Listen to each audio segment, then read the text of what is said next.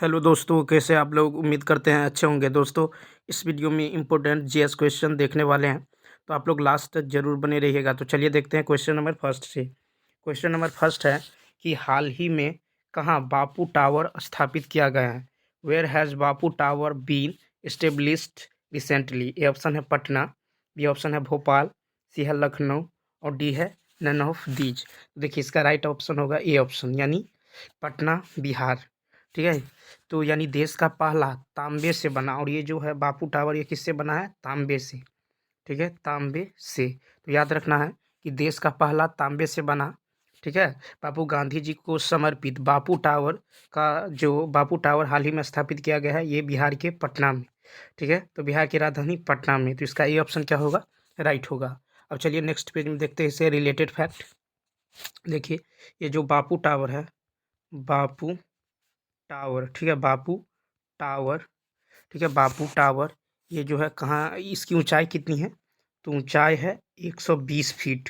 ठीक है, ऊंचाई कितनी है? 120 फीट है। ठीक है, ऊंचाई है 120 फीट।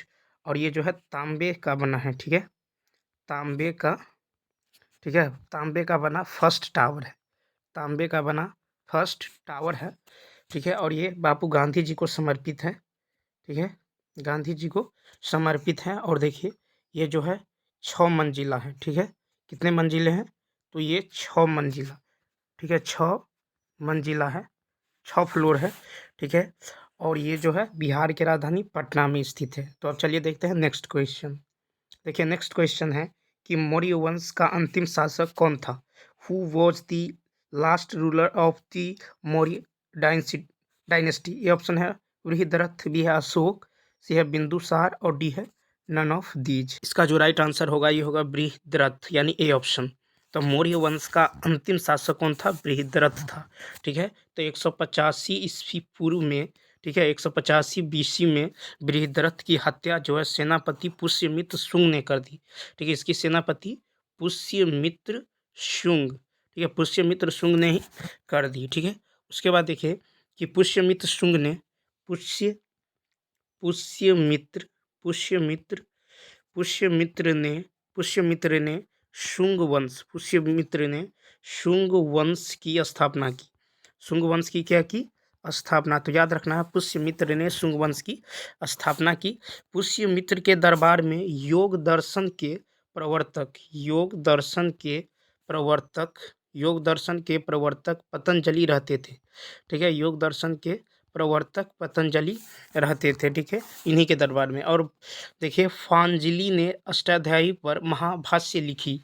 ठीक है, पतंजलि ने पतंजलि ने पतंजलि ने अष्टाध्यायी, ठीक है, अष्टाध्यायी पर क्या लिखी? तो महाभाष्य लिखी। ठीक है, उसके बाद देखिए कि पुष्यमित्र शुंग पुष्यमित्र शुंग जो है पुष्यमित्र शुंग भारद्वाज कुल के ब्राह्मण थे। ठीक है, भारद्वाज कुल के क्या थे? ब्राह्मण थे। तो अब चलिए देखते हैं नेक्स्ट क्वेश्चन। नेक्स्ट क्वेश्चन है कि सूर्य से दूरी के अनुसार सबसे अंतिम ग्रह कौन सा है? Which is the last planet according to distance from the sun? A option है शनि, बी ऑप्शन है बुध, सी ऑप्शन है शुक्र और डी ऑप्शन है नन ऑफ दीज। तो इसका जो राइट आंसर होगा, ये देखिए, ये होगा, यानी सूर्य से दूरी के अनुसार अंतिम ग्रह जो है ये नेपच्यून है। ठीक है, क्या है? नेपच्यून, यानी इसका डी ऑप्शन क्या होगा? राइट होगा। तो दूरी के अनुसार जो है क्या होगा? नेपच्यून होगा। ठीक है, नेपच्यून। ठीक है, तो सूर्य से दूरी के अनुसार नेपच्यून। वरुण ग्रह की खोज जो है, वरुण ग्रह की खोज वरुण वरुण ग्रह वरुण ग्रह की खोज वरुण ग्रह की खोज जर्मन के खगोलवंशी, ठीक है, जहान मौले, ठीक है, जर्मन के खगोलवंशी जहान गाले ने, ठीक है, जहान गाले ने 1846 ईस्वी में, ठीक है, 1846 में की। वरुण हरे रंग का ग्रह है। वरुण जो है ये हरे रंग का ग्रह है। वरुण हरे रंग का ग्रह है। ठीक है, हरे रंग का ग्रह है। वरुण हरे रंग का ग्रह है। उसके बाद देखें कि वरुण ग्रह वरुण वरुण ग्रह वरुण ग्रह के चारों ओर अति शीतल मीथेन का बादल छाया होता है। और वरुण ग्रह का प्रमुख उपग्रह क्या है? तो यह है ट्रिटॉन। ठीक है, ट्रिटॉन। उसके बाद देखिए पृथ्वी एकमात्र ग्रह है, ठीक है, जिस पर जीवन है। पृथ्वी क्या है? तो एकमात्र, ठीक है, पृथ्वी जो है एकमात्र ग्रह है जिस पर क्या है? जीवन है। चलिए देखते हैं नेक्स्ट है कि प्यूर्टो रिको खाई इस महासागर में स्थित है। In which ocean is the Puerto Rico खाई ट्रेंच लोकेटेड? ये ऑप्शन है प्रशांत महासागर, बी है आर्कटिक, सी है हिंद महासागर, और डी है नन ऑफ दीज। तो देखिए तो इसका जो राइट आंसर होगा ये होगा अटलांटिक महासागर, यानी प्यूर्टो रिको खाई अटलांटिक महासागर में स्थित है। ठीक है, अटलांटिक क्या होगा? अटलांटिक, ठीक है, अटलांटिक महासागर में स्थित है। तो इसका जो है डी ऑप्शन क्या होगा? राइट होगा। ठीक है, अटलांटिक महासागर में स्थित है। प्यूर्टो रिको खाई की गहराई जो है, अब देखिए प्यूर्टो रिको खाई, ठीक है, प्यूर्टो रिको खाई, इसकी गहराई कितनी है?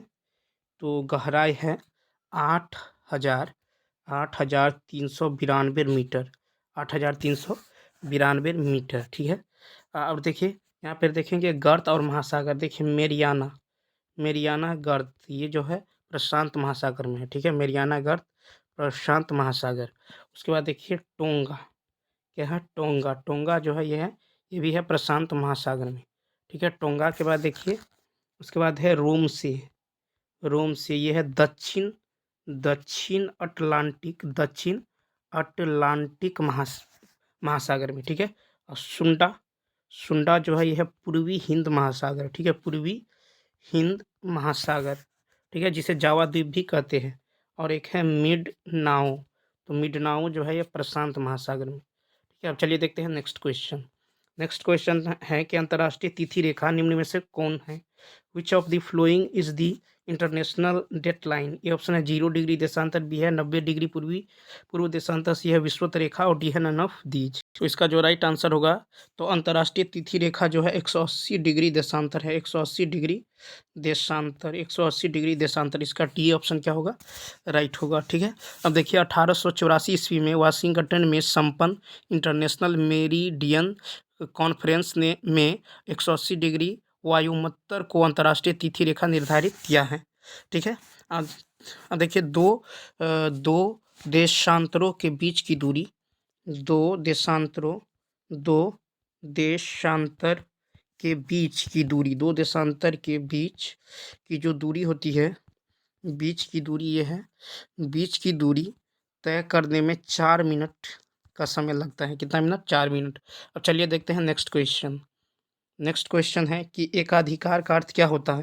What is the meaning of monopoly? A option है अनेक क्रेता, बी ऑप्शन है एकल क्रेता, सी है अनेक विक्रेता, और डी है नन ऑफ दीज। तो देखिए एकाधिकार का अर्थ होता है एकल विक्रेता। क्या होता है? एकल विक्रेता। तो इसका जो है डी ऑप्शन क्या होगा? डी ऑप्शन होगा। इसका जो अर्थ होता है, इसका अर्थ होता है एकल विक्रेता। ठीक है, अब देखिए एकाधिकार का अर्थ जहाँ एकल विक्रेता हो, ठीक है, और अनेक क्रेता हो। एकाधिकार व्यापार से जनता को हानि उठानी पड़ती है। ठीक है, तो याद रखना है एकाधिकार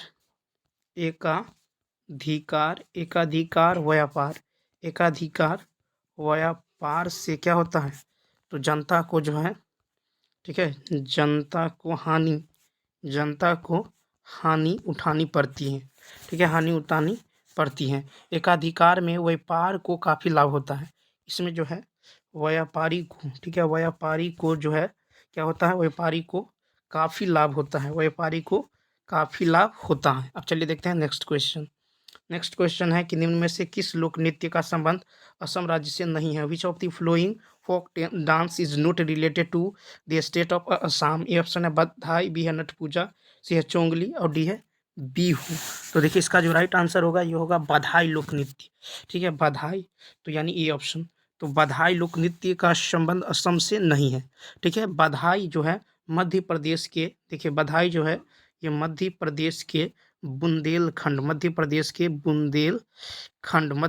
के बुंदेलखंड में खुशी के अवसर पर किया जाने वाला लोक नृत्य है।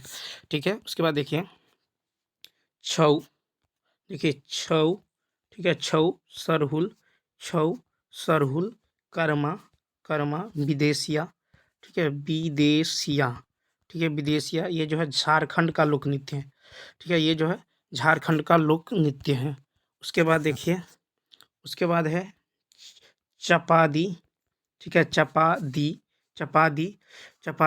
गढ़वाली, चपादी गढ़वाली और ये गढ़वाली उत्तराखंड का लोक नृत्य है। ये जो है उत्तराखंड का क्या है, लोक नृत्य है। ठीक है, और पिंडवानी नारावनी, ठीक है, ये है छत्तीसगढ़ का लोक नृत्य। कालबेलिया राजस्थान का लोक नृत्य है। तमाशा महाराष्ट्र का लोक नृत्य है। ठीक है, तो चलिए दोस्तों, इस वीडियो में इतना ही। यदि यह वीडियो अच्छा लगा हो तो लाइक शेयर और सब्सक्राइब करना न भूलें। तो चलिए मिलते हैं नेक्स्ट वीडियो में। Thanks for watching.